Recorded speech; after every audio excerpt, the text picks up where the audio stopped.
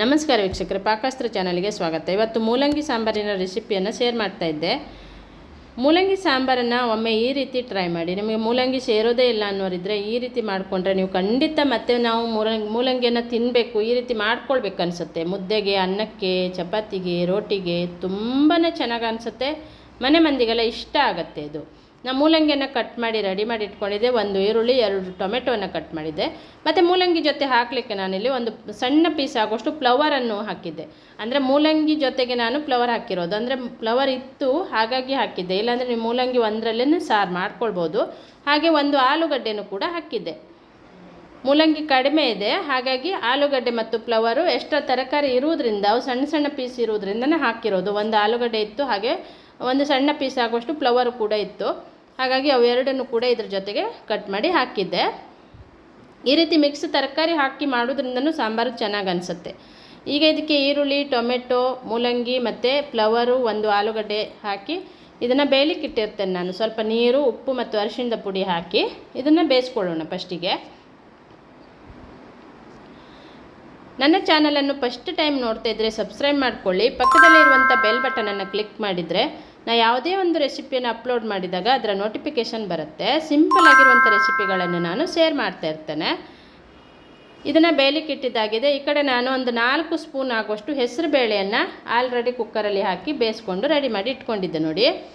ನೀವು ಒಂದು ವೇಳೆ ತೊಗರಿ ಬೇಳೆನೂ ಹಾಕ್ಕೊಳ್ಬೋದು. ನಾನಿಲ್ಲಿ ಹೆಸರು ಬೇಳೆ ಹಾಕ್ತಾ ಇರೋದು. ಈ ಕಡೆ ತರಕಾರಿನೂ ಬೇಯಲಿಕ್ಕೆ ಇಟ್ಟಿದೆ. ತುಂಬಾ ಸಿಂಪಲಾಗಿ ಮಾಡುವಂಥ ಒಂದು ರೆಸಿಪಿ, ಮತ್ತು ಮಕ್ಕಳಿಂದ ಹಿಡಿದು ದೊಡ್ಡವರವರಿಗೂ ಇದು ಇಷ್ಟ ಆಗುತ್ತೆ. ನೀವು ಒಮ್ಮೆ ಟ್ರೈ ಮಾಡಿ, ತುಂಬಾ ಇಷ್ಟಪಟ್ಟು ಈ ಒಂದು ಸಾಂಬಾರನ್ನು ತಿಂತಾರೆ. ನಮ್ಮನೆಯಲ್ಲಿ ಎಲ್ಲರಿಗೂ ಇಷ್ಟ ಆಗುವಂಥ ರೆಸಿಪಿ ಅಂದರೆ ಮೂಲಂಗಿ ಸಾಂಬಾರು. ತುಂಬಾ ಚೆನ್ನಾಗಾಗುತ್ತೆ, ತುಂಬ ಟೇಸ್ಟ್ ಕೊಡುತ್ತೆ. ಮುದ್ದೆಗೂ ಕೂಡ ಹಾಗೆ, ಅನ್ನಕ್ಕೆ, ರೋಟಿಗೆ, ಚಪಾತಿಗೆ ಎಲ್ಲದಕ್ಕೂ ಈ ಒಂದು ಸಾಂಬಾರಿದ್ದರೆ ತುಂಬ ರುಚಿಯಾಗಿ ತುಂಬ ಚೆನ್ನಾಗಿ ಅನಿಸುತ್ತೆ. ಈಗ ಮೂಲಂಗಿ ಕೂಡ ಬೆಂದಿದೆ, ಆಲೂಗಡ್ಡೆ ಎಲ್ಲ ಬೆಂದಿದೆ ತರಕಾರಿಗಳು. ಈಗ ನಾನಿಲ್ಲಿ ಬೇಯಿಸ್ಕೊಂಡು ರೆಡಿ ಮಾಡಿ ಇಟ್ಕೊಂಡಂಥ ಬೇಳೆಯನ್ನು ಹಾಕ್ಕೊಳ್ತೇನೆ.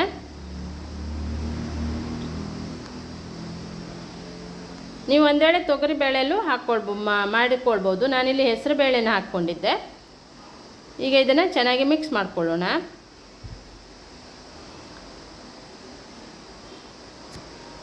ಈಗ ಇದಕ್ಕೆ ನಾನಿಲ್ಲಿ ಒಂದು 2 ಸ್ಪೂನ್ ಆಗುವಷ್ಟು ಸಾಂಬಾರು ಪುಡಿಯನ್ನು ಹಾಕಿದ್ದೆ. 2 ಸ್ಪೂನ್ ಆಗುವಷ್ಟು ಸಾಂಬಾರು ಪುಡಿ ಹಾಕಿ ಮತ್ತು 2 ಸ್ಪೂನ್ ಆಗುವಷ್ಟು ರಸಂ ಪುಡಿಯನ್ನು ಹಾಕಿದ್ದೆ ನಾನು. ಎರಡನ್ನು ಮಿಕ್ಸ್ ಮಾಡಿ ನೀವು ಸಾಂಬಾರು ಮಾಡಿ ನೋಡಿ, ತುಂಬ ಟೇಸ್ಟ್ ಕೊಡುತ್ತೆ ಅದು. ಈಗ ರಸಂ ಪುಡಿಯನ್ನು ಹಾಕ್ತಾಯಿದ್ದೆ ನೋಡಿ. ನಿಮ್ಮ ಖಾರಕ್ಕೆ, ರುಚಿಗೆ, ಅನುಗುಣಕ್ಕೆ ತಕ್ಕಂತೆ ಹಾಕ್ಕೊಳ್ಬೋದು ಇದನ್ನು. ಈ ಸಾಂಬಾರು ಮಾಡುವಾಗ ಸ್ವಲ್ಪ ನಾವು ರಸಂ ಪುಡಿನೂ ಹಾಕಿದಾಗಲೇ ಅದು ಟೇಸ್ಟ್ ಚೆನ್ನಾಗಿ ಬರುತ್ತೆ. ಒಂದು ಅರ್ಧ ಸ್ಪೂನ್ ಆಗುವಷ್ಟು ಗರಂ ಮಸಾಲೆ ಪುಡಿಯನ್ನು ಹಾಕಿದ್ದೆ.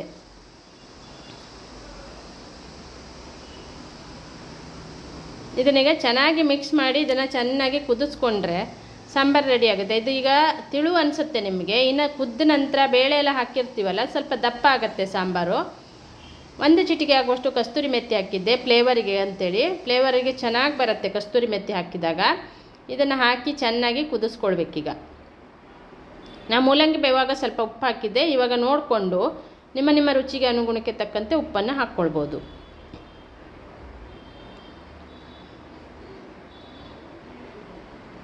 ಈಗ ಇದನ್ನು ಚೆನ್ನಾಗಿ ಕುದಿಸ್ಕೊಳ್ಳೋಣ. ನೀವೊಮ್ಮೆ ಟ್ರೈ ಮಾಡಿ, ಹಾಗೆ ಕಮೆಂಟ್ ಬಾಕ್ಸಲ್ಲಿ ಕಮೆಂಟನ್ನು ಬರ್ತಿಸಿ.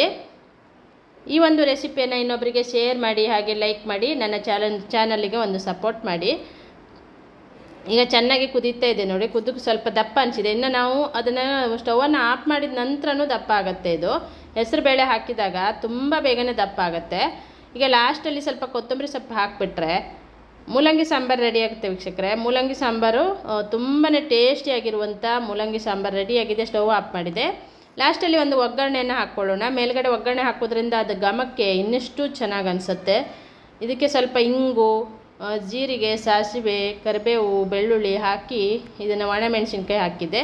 ಹಾಕಿಬಿಟ್ಟು ಒಗ್ಗರಣೆ ಮಾಡಿಕೊಂಡ್ರೆ ಅದ್ರ ಟೇಸ್ಟ್ ಅಂತೂ ಸೂಪರಾಗಿರುತ್ತೆ.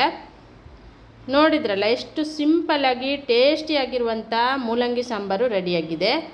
ಇದೇ ರೀತಿ ಹೊಸ ಹೊಸ ರೆಸಿಪಿಗಾಗಿ ನನ್ನ ಚಾನಲನ್ನು ಸಬ್ಸ್ಕ್ರೈಬ್ ಮಾಡಿಕೊಂಡು ಪಕ್ಕದಲ್ಲಿರುವಂಥ ಬೆಲ್ ಬಟನನ್ನು ಕ್ಲಿಕ್ ಮಾಡಿದರೆ ನಾನು ಯಾವುದೇ ಒಂದು ರೆಸಿಪಿಯನ್ನು ಅಪ್ಲೋಡ್ ಮಾಡಿದಾಗ ಅದರ ನೋಟಿಫಿಕೇಷನ್ ಬರುತ್ತೆ.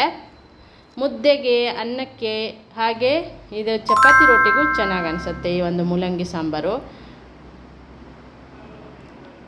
ವಿಡಿಯೋನ ಇನ್ನೊಬ್ಬರಿಗೆ ಶೇರ್ ಮಾಡಿ, ಲೈಕ್ ಮಾಡಿ, ಸಪೋರ್ಟ್ ಮಾಡಿ. Thank you.